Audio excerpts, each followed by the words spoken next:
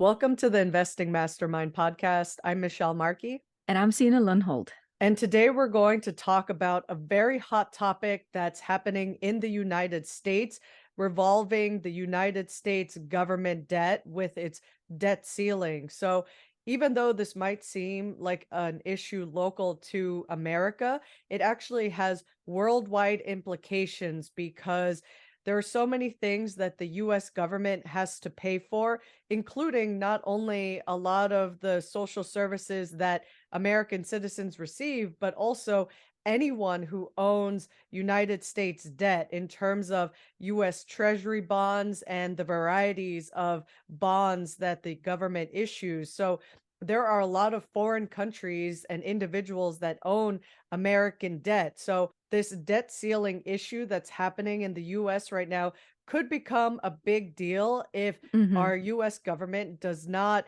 raise what's called a debt ceiling, which basically is to say, if you can spend up to here in US debt, they need to raise it up here in order to afford all of its obligations. So the American government has done this plenty of times since the 60s. Like they've definitely raised it by about 70 times since the early 60s. So this has been something that they normally do anyway, but sometimes it comes to a head where people get a lot of political fighting about it so that they can push their agenda. So it's a hot topic both politically and economically. And today we're going to focus more on the economic point of view and how it can affect us as individual investors. Yeah, because like you say, Michelle, this is really a global problem and not only limited to the United States. I remember in 2008, the financial crisis, it hit hard here in Europe as well, where people were let go of jobs and it just caused a major global crisis. So it's not only limited to the US, what we're discussing today. And that's why we thought it would be super, super important to talk about this debt ceiling. For people just to understand what we're talking about here is that as a country, you can take up debt, and the way you do it is, you write out bonds, and countries, individuals, corporations can buy those bonds that will give that country some additional money to spend. And that is basically what is happening here. What has also happened, as Michelle mentioned, is that this debt hit a ceiling. There's so many bonds out there that now the politicians have to negotiate whether or not the ceiling should be raised. And it's, something that at least many times is cause of a great debate. Yeah. And what's happening here is that there is something called an X date, and the Treasury Secretary Janet Yellen has said that this X date is June 1st. So if Congress does not raise the debt ceiling by June 1st, then the US will start not being able to pay some of its obligations. So it's not to say that the US will immediately default on June 1st because we're still recording this in May. So at the time this will probably come out, it's yet to be seen exactly what will happen, but just to mentally prepare yourself in case it were to happen this year in 2023 or perhaps in a future year. So this could potentially become an issue again as the United States is still in tons of debt and doesn't look like it's bringing down its debt anytime too soon. But you can learn from how it could affect you both in the near term and also in the future term. So what will happen if the US hasn't raised the debt ceiling by June 1 is that some of the US's obligations may not get paid on time. It's not to say that they will never get paid, they will probably get paid, but some things like Medicare, Medicaid, and veterans benefits may be Hmm. delayed, as opposed to the US government will probably still right away pay its principal and interest that it owes on its bonds to whoever owns them. So those will probably be okay and paid for, but other people will kind of suffer. Like if there are some retirees out there and they rely on that social security check, that could get delayed. So that could be a real problem for some people who need that to afford their rent or their healthcare bills. So there could be a lot of downstream implications if the US starts falling behind on its obligations. So those are just some of the more local immediate impacts that could happen. But then on a more macroeconomic scale, that could cause a dysfunction in the world financial system where as soon as the US starts falling behind, its governmental credit rating could go down. It could be downgraded like it was when we got awfully close to missing the raising of the debt ceiling back in 2011. And then the US credit rating was downgraded for a little bit. I don't know if it's been restored since, but basically, that means that in order for the US government to be able to attract more investors to its debt, it's going to have to raise the interest rates because now, with a lowered credit rating, its bonds have become riskier because investors are not sure if the US will make good on its debt to investors. So that's some of what could happen here. Yeah, and we were just at the Berkshire Hathaway annual meeting a few weeks ago. And what Buffett mentioned there was that the US were not going to let the debt ceiling fail, so to speak. He said it would be catastrophic and the whole world would go into a turmoil. So he doesn't believe that it would fail. And several times he actually mentioned that he had faith in that the debt ceiling would be raised once again, which also brings me to talk about another investor. His name is Ray Dalio, and he used to be, well, he was the founder of Bridgewater Associates. He's now retired, but he has written a lot about debt cycles and just general world orders, which is extremely interesting to read. And something that he said was that we all know that there is no real debt limit. He actually is quite tough on US politicians because he says that it's like a bunch of alcoholics who write laws to enforce drinking limits. And then when that limit is reached, they do a negotiation that temporarily eliminates the limit, which allows them to have their next drinking binge. And then it goes on in circles that they raise the bar a little bit more, go on the next drinking binge, etc., etc. So Ray Dalio is talking about that everyone knows, at least in the investing world, that there is no real debt limit. What is super important is that no time in history we've seen the reserve currency, a superpower like the United States, doing something like this. So we don't know where it ends, but I think we all have a feeling that it's not going to be nice. And what Munger and Buffett talked about in the annual meeting is that Munger said, so far, the man has jumped off a tall building. It's all right until he hits the ground. And Buffett said, but there could be ways to stop it now at the third floor. Yeah, so it would be interesting to see, what are they going to do to actually stop it? And it sounds like, smart minds like Buffett, Munger, and Ray Dalio is encouraging the US government to do something about it right now. And some of the options that the US government has is that, of course, they can just keep moving the goalposts as a sports analogy. If you just keep moving where the goal is, it's easier to make it happen. Just raise the debt ceiling like you've done dozens of times before. But it's not addressing some of the ultimate problems that the US has. And some of this is related to some of the problems that we've been having in the last few years with the pandemic and stimulus.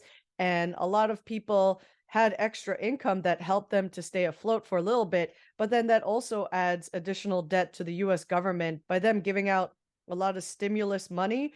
People may have needed that. And even Buffett said that that was very necessary. Like if the US government hadn't done that, we would be in a much worse position. So there's both good and bad. Like it helped stem the bleeding at the time, but the source of bleeding still has not been quite stopped. And actually, some of this is really coming to a head because from the recent tax season, there was not as much tax revenue coming in that the US government was kind of expecting. So some of what is happening here as a breakdown is that American citizens seem to be getting less well off right now. Like that you're seeing that in the government not getting as much money coming in to afford all of its obligations. So that's also making things more difficult because everyday individuals, their own finances are getting weaker, and so the whole system is getting weaker. And And for now, it's like a band-aid to try to raise the debt ceiling if Congress can come to agreement without fighting too much. And then also, there are some alternative ideas that some people have been discussing lately, which are not super likely to come to pass, that the US government could do to try to say suddenly afford all of its obligations, like by minting this so-called $1 trillion coin, which is very not likely to happen, but there's some potential for this in some of the writings that our government has of a possible option if it had to, but not likely for them to just suddenly mint $1 trillion coin and have the Federal Reserve accept it and then essentially credit the US government's checking account with the money to then pay off stuff. So not likely to happen.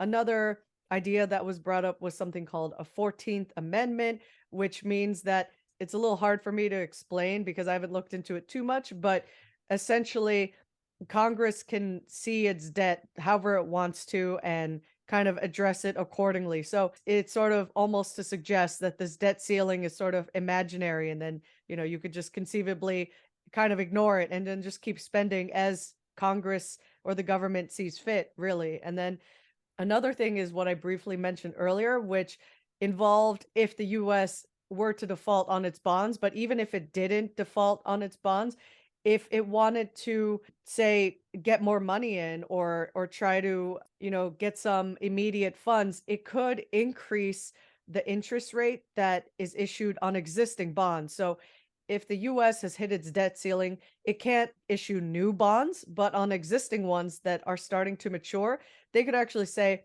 "Oh, instead of giving you 3%, we'll give you 5%." And then more people might buy those sort of existing bonds. And if the government is promising higher interest rate or a higher premium, then they might get more money in the near future to try to afford its current obligations. So among all of these options, they're not super great because essentially like if the government were to pay more interest, then that will add to their future obligations. So it's sort of like just kicking the can down the road. So all of these potential things are not super great. Like in my personal opinion, it's probably not super popular, but kind of like how there was austerity in some European countries about a decade ago, I feel like we as the US may need to discipline ourselves a little bit more and impose a little bit more austerity on ourselves if we can, in whatever way it's feasible, to try to not keep binging on debt, but kind of try to rein it in and kind of like get back to a point of not being addicted to debt, but be someone who is able to more rationally afford our debt as a nation. With what you're saying is that with the whole COVID crisis and it took some extreme measures to fight that, and now it's time for some more discipline. And I totally agree with that. I'm also really concerned about what Dalio writes, that it's the politicians who get to spend the money as well as decide if, the debt ceiling should be raised, and where could there be another model for who gets to, decide things like that. I don't know. There are three branches of power in the United States. And, is there some model to be worked out where it's not the same people that get to spend the money as well as raising the money? And you could say, if I did that with my own economy, at some point the bank would come in and say, hey, you're spending way too much money. You have huge loans. Now it's time to pay back. And I would absolutely have to pay back or be, insolvent. And, I wouldn't want that for a country, but it's just, there's somebody else there to stop me in my, spending. And I really think that would be beneficial to also come up with a system like that. And like you say, have some more discipline in what money is spent on. And what Buffett talked about recently was that he was really, really interested in the Fed and money printing and just watching the balance sheet. What he said was that it was interesting because a lot of the printing that had been going on was in $100 bills, and there's about 50 $100 bills per person in the United States, babies, everyone. And he would really like to know where all of those money are. He says he doesn't know where they are and the money, and he don't think that the Fed knows exactly where they're at either. But 50 $100 bill per person in the United States, that's a lot of $100 bills. Mm-hmm. Yeah, Yeah, that's like so 5,000. yeah, exactly. And yeah, And basically the point I think you're making is that this money was just created out of thin air, and it's like pulling a rabbit out of a hat to all of a sudden say, "Oh, it's okay." All the debt, like kind of on a per capita basis, is sort of being inflated away because we keep money printing. So it's just sort of temporarily kind of addressing the problem, but not really fixing the root cause, right? yeah, absolutely. And that's where, it'll now take some discipline to pay back some of the debt. And with the raising interest rates, you definitely want to also pay off your debt so that it doesn't accumulate. With many years behind us where there was no interest rate, debt was fine, but now that the interest rate is so high, now it's, starting to be painful even for European companies because of the raising of interest rates here in Europe, that it's starting to be painful for some of these companies that have debt to actually be able to pay back the debt. And banks are definitely not lending out like they did when there was zero interest rates, or even here in Europe where, for I can only say personally, we were paid every month for our mortgage loan. So yeah, it's different here now for sure. Oh yeah, and everywhere is seeing that as well, and we can see the economic slowdown happening because of the need to try to bring down inflation by raising interest rates. It makes borrowing costs, therefore debt, way more expensive for anyone to get if they want to. Like mortgage rates here had been skyrocketing, like they'd been going up to between 6 to 9% depending on your credit rating and kind of how much you're taking out and how many years you're taking out a mortgage for. But, to think like even if mortgages are at 6 to 7% interest rates, that's still more than double than what it kind of used to be in the kind of good old days, like in the 2020 and 2021 when people were going crazy to try to get real estate. But now some of that's starting to backfire on people because they spent too much on house, and now they're starting to be house poor in terms of maybe having paid too much. And even though they're still sort of doing okay with like how inflation was way higher than their mortgage interest rate, but it's still not quite that comfortable because what if they lose their jobs and need money? Like it's going to be kind of harder to sell your house now in the slowing economic environment. So in many ways, if you can afford the debt you have at the interest rates you got, great.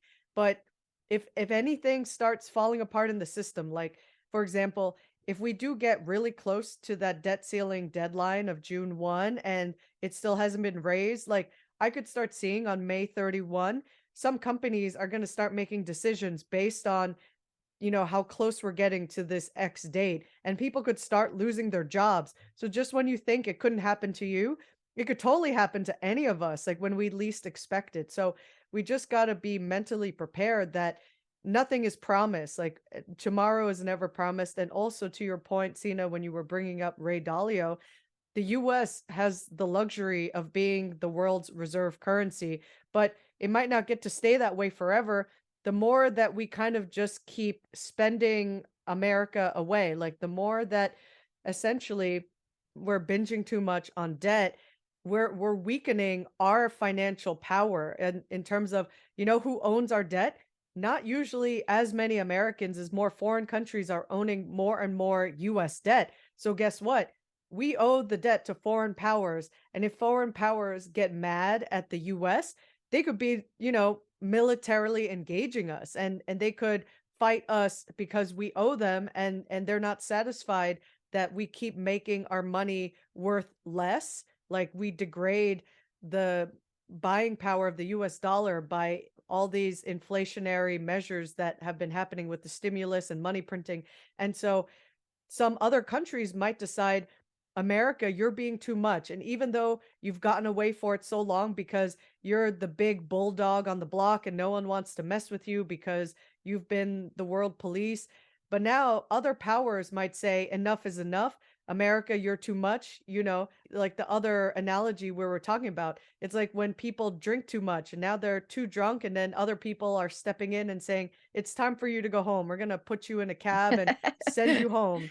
So, Yeah, like things like that. Like I know it sounds kind of funny, but like, it's terrible to think that the it is. US Sorry, I is shouldn't have like, been laughing. I know it's terrible to think the US could be like a drunkard at a party, and it's like you never want to be that embarrassing person at a party or something, and then people are looking at you like, what's wrong with you? And the more that we put ourselves in this position, the more that it's going to reduce our reputation in the world as much as it has already. And so, to Dalio's point, empires rise and then they gradually might start falling like many previous empires. And even though Hmm. US is not like an empire like the UK was, but the UK rose and fell, France rose and fell, the Netherlands rose and fell, all, Ottoman Empire, yeah, China. Yeah. yeah, all of these past dynasties and empires have once had almighty power, but they all got undone in some way or another. So, and the US has only been kind of in its luxurious world power status for a relatively short amount of time historically. So, are Hmm. we really going to, kind of do this to ourselves? Like this financial game is ours to lose. And I'm a very sports-minded person, so I kind of think of it as, kind of like when I say things like moving the goalposts and kicking the can down the road.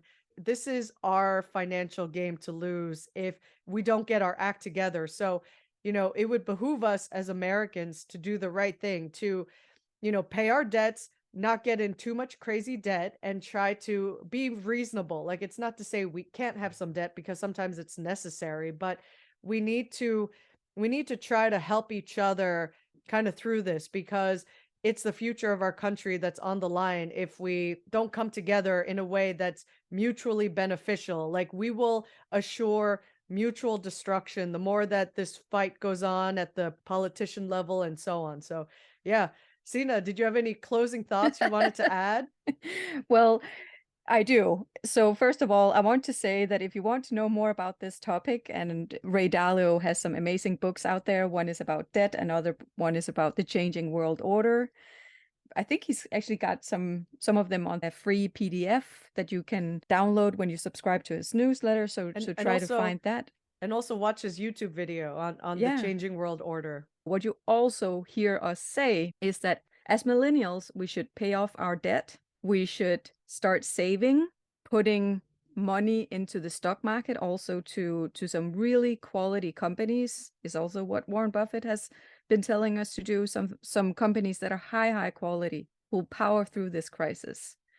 And then, yeah, personal finance, make sure you have that 3 months cushion in case, you're let go from your job, and you can start preparing now. Nobody, says that anything is going to happen, especially not now. Let's hope nothing is going to happen and we're going to continue and there's going to be solutions and the United States will continue to be a superpower. But just make sure that you're prepared. And we talked about a few things in this podcast about how you can prepare. So make sure to do that. And yeah, you're well prepared for anything that could happen. Yeah, and especially if I just want to add, because you reminded me, a recession very well could happen either as a result of this or indirectly affected. Like there could be many variables and causes to what a recession may lead to, and then maybe also a stock market crash. So yeah, exactly to your point, Sina, be prepared no matter what happens, recession or not, on the horizon.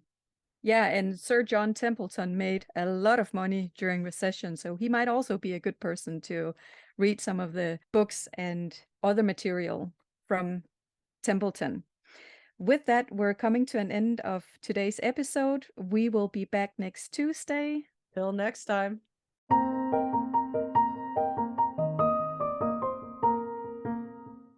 If you enjoyed the show and found the content informational, we would be super grateful if you would leave us a review and follow us wherever you get your podcasts so you automatically get new episodes in your feed.